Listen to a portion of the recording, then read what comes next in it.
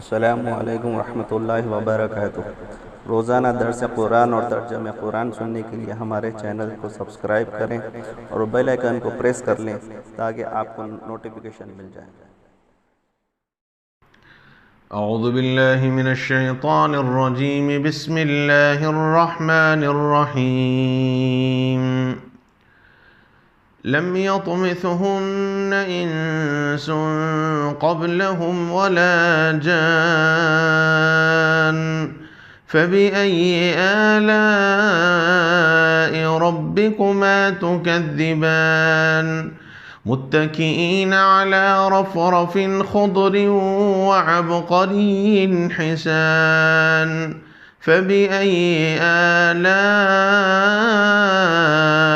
रब्बिकुमा तुकज़्ज़िबान तबारक अस्मु रब्बिक ज़िल जलालि वल इकराम।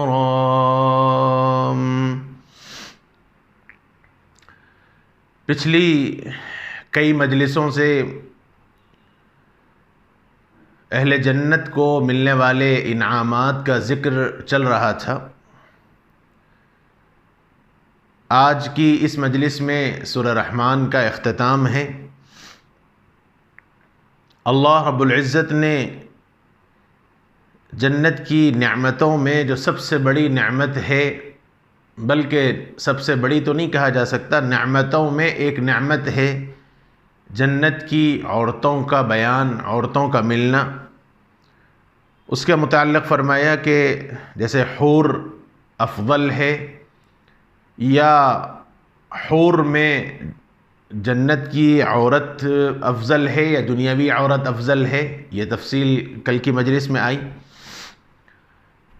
अल्लाह ताला ने हूरों के मुताल्लिक़ एक बात मज़ीद आगे ये फ़रमाई कि उनको इससे पहले न किसी इंसान ने छुआ होगा न जिन्नात ने। इससे पहले की मजलिस में जब जन्नतियों में आला दर्जा या पहले अव्वलीन उन लोगों का ज़िक्र जब आया तो उसके मुताल्लिक़ ये तफ़सील से बात बतलाई गई कि लम यतमिथुहुन्न इंसुन क़ब्लहुम वला जान से मुराद क्या है। साबिक़ा में उसका ज़िक्र आया है।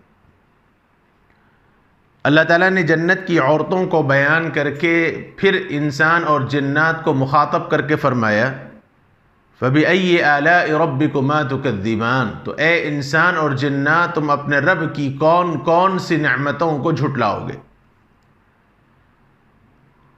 फिर आगे फरमाया मुत्तकिईन अला रफ़रफ़िन ख़ुद्रिन वअबक़रिय्यिन हिसान, फरमाया कि अहले जन्नत सब्ज़ मुशज्जर और अजीब व खूबसूरत कपड़ों के फ़र्शों पर टेक लगाए हुए होंगे। ये जो लफ्ज़ आया है रफ़रफ़ और अबक़रिय्यिन हिसान, इस सिलसिले में मुख्तलिफ़ अक़वाल मनक़ूल हैं कि इससे मुराद क्या है। हज़रत इब्न अब्बास रज़ियल्लाहु ताला अन्हुमा ने रफ़रफ़ का तर्जमा नशिस्तगाह से किया है, यानी वो जगह जहाँ बैठक होती है। सईद इब्न जुबैर ने जो तर्जमा किया है उन्होंने जन्नत के बाग मुराद लिया है। मुख्तलिफ़ मुफ़स्सिरीन किराम ने अलग अलग बातें फरमाई हैं। क़तादा का ये कहना है कि फ़र्श के ऊपर जो आम तौर पर नशिस्तगाह लगाई जाती है वो मुराद है। जैसे बैठक गद्दा हो और उस गद्दे के ऊपर जो चादर बिछाई जाती है, समझाने के वास्ते कहा जा रहा है कि गद्दे के ऊपर एक चादर बिछाई जाती है, तो रफ़रफ़ असल में ऐसे उस दबीज़ रेशम की चादर को कहते हैं जो बिछोने के ऊपर, जो फ़र्श के ऊपर बिछाई जाती है। बाज़ हज़रात ने रफ़रफ़ का तर्जमा टेक से भी किया है, यानी अगली और पिछली टेक। जैसे अरबों की मजलिस में होता है कि पीछे एक तकिया होता है और साइड में एक तकिया होता है, इस पर भी टेक लगाते हैं और इस पर भी टेक लगाते हैं। तो ये जो जिस अंदाज की मजलिस होती है रफ़रफ़ उसको भी कहा जाता है। और अबकर का जहाँ तक तर्जमा है, हर नादिर चीज़ को अबकर कहते हैं। जैसे किसी इंसान ने कोई अजीब कारनामा अंजाम दिया हो या उनकी बातें बड़ी अहम होती हैं और बड़ी निराली बातें वो करते हैं, उनके काम बड़े निराले होते हैं, या ऐसा कोई काम करते हैं जो आम तौर पर एक इंसान से वो काम पेश नहीं होता, तो कहते हैं साहब फलां साहब बड़े अबकरी शख्सियत हैं। यानी अबकरी शख्सियत का मतलब ये है कि बिल्कुल नादिर, उनके वैसा काम बहुत कम लोग कर सकते हैं या नहीं कर सकते हैं। नादिरुल वजूद चीज़, जो बहुत कम चीज़ें जो पेश में आती हैं, उसके वास्ते अबकर का लफ्ज़ इस्तेमाल किया जाता है। बहरहाल हर आला, हर नफीस, हर उम्दा, हर बेहतर चीज़ के वास्ते अबकरी का लफ्ज़ इस्तेमाल किया जाता है। रसूलुल्लाह कुरान मजीद ने यह बात फरमाई है कि वो मसहरियों पर टेक लगाए हुए होंगे और वो मसहरियाँ खूबसूरत कपड़ों की होंगी, फ़र्श की होंगी। और फिर उसके बाद अल्लाह ताला ने फरमाया कि ए इंसान और जिन्नात, तो तुम अपने रब की कौन कौन सी नेमतों को झुटलाओगे। ऐसी नेमतें अल्लाह ताला ने तुम्हें अता की हैं, तुम्हें चाहिए तो ये था कि तुम अल्लाह की फरमाबरदारी करते, मुसलमान होते तो मज़ीद इताअत फरमाबरदारी में और आगे बढ़ते। और अगर तुम काफिर हैं तो अल्लाह ताला के इन नेमतों को सुनकर, अल्लाह ताला के इन नेमतों के बयान को सुनकर, अल्लाह ताला के आगे चल के मिलने वाली सज़ाओं के उन बयानात को सुनकर तुम्हें होना तो ये चाहिए था कि तुम अल्लाह की तरफ रुजू करते। इसलिए फरमाया कि तबारकस्मु रब्बिका दिल जलाली वल इकराम, बड़ा बाबरकत नाम है आपके रब का जो बड़े अज़मत वाले और बड़े एहसान वाले हैं। तबारकस्मु रब्बिका दिल जलाली वल इकराम, बड़े बाबरकत हैं आपके रब का नाम बड़ा बाबरकत है। क्योंकि इससे पहले कई मरतबा ये बात अर्ज़ की गई कि रब कहते ही हैं ऐसी ज़ात को जो बग़ैर किसी एहसान के, बग़ैर किसी, तो ये बात बतलाई गई है कि बड़े बाबरकत हैं आपके परवरदिगार और उनका नाम बड़े ही अज़मत वाला और बड़े ही शान वाला है। चूँकि अल्लाह की ज़ात का समझना हर कस व नाकस के, बल्कि इंसान से वरा है। क्योंकि अल्लाह की ज़ात लामहदूद है, इंसान की ज़ात महदूद है। अल्लाह ताला को लामहदूद ज़ात को अक़ल के एतबार से समझना मुश्किल है। इसलिए आप गौर करें कि कुरान मजीद के अंदर हर जगह अल्लाह ताला के सिफ़ात का बयान किया गया। अल्लाह समी हैं, अल्लाह बसीर हैं। हकीकत ज़ात, अल्लाह की ज़ात क्या चीज़ है, कुरान ने उसको कहीं भी बयान नहीं किया। उसकी वजह वही है कि अल्लाह की ज़ात को समझना महाल है, नामुमकिन है। इसलिए कुरान ने एक जगह साफ कह दिया, लैसा कमिथलिही शै, अल्लाह के जैसा कोई चीज़ नहीं है। इसलिए इस जगह इख्तिताम भी फरमाया तबारकस्मु रब्बिका दिल जलाली वल इकराम, बड़े बाबरकत हैं आपके रब का नाम बड़ा बाबरकत है जो बड़ी अज़मत वाले हैं और बड़े एहसान वाले हैं। और उस एहसानात का ज़िक्र ही दरअसल इस पूरी सूरत के अंदर मुख्तलिफ़ आयात शरीफ़ा के अंदर अल्लाह ताला ने फरमाया है। ये सूरह रहमान का इख्तिताम है जो आज अल्हम्दुलिल्लाह हुआ। अगली मजलिस में इंशाअल्लाह सूरतुल वाक़िआ की मुख्तसर सी तफसीर, अल्लाह ताला ने इस सूरह के अंदर क्या फरमाया है और इस सूरह का क्या मज़मून है, जन्नत और जहन्नम की क्या कैफियत इसके अंदर अल्लाह ताला ने बयान फरमाया है। सूरह का नाम वाक़िआ क्यों है, वाक़िआ से मुराद क्या है, इसके फ़ज़ाइल क्या हैं, इंशाअल्लाह ये सारी बातें मुख्तसर से अंदाज़ में आइंदा की मजलिसों में आपके सामने आएंगी। अल्लाह करे इस सिलसिले को अल्लाह पाक अपने करम से कबूल फरमाए।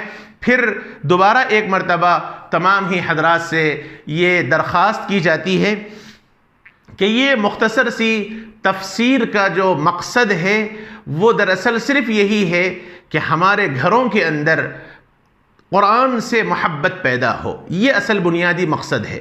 ख़ास तौर पर यह सिलसिला जो इस आजिज़ ने शुरू किया है, ये घर की ख़वातीन के लिए टारगेट बनाकर किया है। वरना मर्द हजरात तो अल्हम्दुलिल्लाह मस्जिदों के अंदर मुख्तलिफ़ तफसीरों की मजलिसों में, मुख्तलिफ़ बयानों की मजलिसों में किसी न किसी अंदाज से हजरात उलमा और मुफ्तियान किराम से बातें सुनते हैं। लेकिन हमारी माँ बहनों के वास्ते दीनी मजलिसों का इनेकाद बहुत कम होता है। इसलिए इस वीडियो के ज़रिए, इस चैनल के ज़रिए इस आजिज़ ने ये जो सिलसिला ख़ास तौर पर शुरू किया है, बुनियादी तौर पर टारगेट हमारी घर की माँ बहनें हैं, उन तक कुरान का ये मज़मून आ जाए। इसलिए हम भाइयों से मैं गुजारिश करता हूँ, मर्द हजरात से मैं गुजारिश करता हूँ कि इस सिलसिले को आप इतना आसानी से न लें, उठते बैठते न सुने, बल्कि घर में थोड़ा सा बैठ कर सुने। कोई एक वक्त आप फिक्स कर लें, इस वक्त में आप बैठकर अपनी माँ बहनों के साथ, अपनी बीवी बच्चों के साथ सुने। 10 से 15 मिनट, 15 से 20 मिनट इंशाअल्लाह कुरान में लगाना मैं समझता हूँ कि कोई मुश्किल नहीं है। अगर इंशाअल्लाह अल्लाह पाक ज़बान पे असर देने वाले हैं, अल्लाह का कलाम है, कब किसके दिल पे क्या असर हो जाए ये बयान नहीं किया जा सकता। अगर हमारी माँ बहनें कुरान से मोहब्बत करने लग जाए तो इंशाअल्लाह हम अपने मकसद में कामयाब हैं।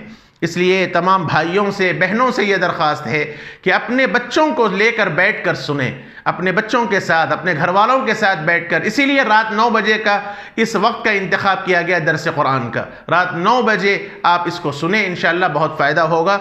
ऐसे ही रोज़ाना सुबह फजर की नमाज से मुत्तसिलन एक रुकू तर्जमा कुरान आपके सामने पेश किया जा रहा है। उसका भी मकसद यही है कि हम नींद से उठते हैं तो फौरी हमारा फ़ोन खोलते ही हम व्हाट्सएप पे और फिर मुख्तलिफ़ चीज़ों पे लग जाते हैं। हमारे दिन की इब्तिदा कुरान शरीफ से होनी चाहिए। ये असल मकसद के तहत अल्हम्दुलिल्लाह ये सिलसिला शुरू किया गया और बहुत लोगों ने फ़ोन के ज़रिए बतलाया कि हम इस पर पाबंदी से अमल कर रहे हैं।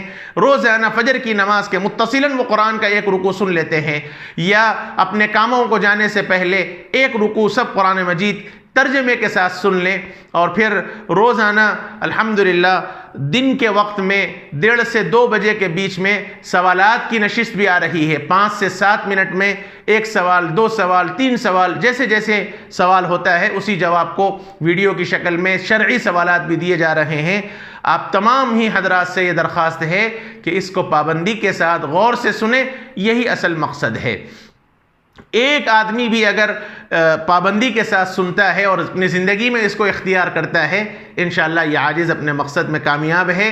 बहुतों के मेरे पास फ़ोन आ रहे हैं और अल्लाह के करम से अल्हम्दुलिल्लाह उनकी उम्मीद अफ़ज़ा ख़बरें आ रही हैं। और ख़ास तौर पर यह आजिज़ आपके सामने साफ़ तौर पर कह देना चाहता है, मैं सिर्फ चंद लोगों को टारगेट करके जिनके बारे में मुझे इल्म है, बस उन्हीं के वास्ते ये सिलसिला मैं शुरू कर रहा हूँ और पाबंदी से कर रहा हूँ। दूसरों को भी अगर इससे फ़ायदा होता है तो ये मिन अल्लाह है, अल्लाह ताला की ज़ात से उम्मीद है अल्लाह इस सिलसिले को अल्लाह की बारगाह में इंशाअल्लाह कबूल फरमाएंगे। और अल्लाह की ज़ात से उम्मीद है इंशाअल्लाह ये अमाल हम सब के हक़ में, जो मेरी टीम इसके साथ काम कर रही है, अल्लाह पाक इंशाअल्लाह उन सब के लिए रफ़्अ दरजात का ये सबब बनाएगा। अल्लाह इस सिलसिले को बेइंतहा कबूल फरमाए। व सल्लल्लाहु वसल्लम व बारक अला नबीना मुहम्मद व अला आलिहि व सहबिहि अजमईन वल्हम्दुलिल्लाहि रब्बिल आलमीन।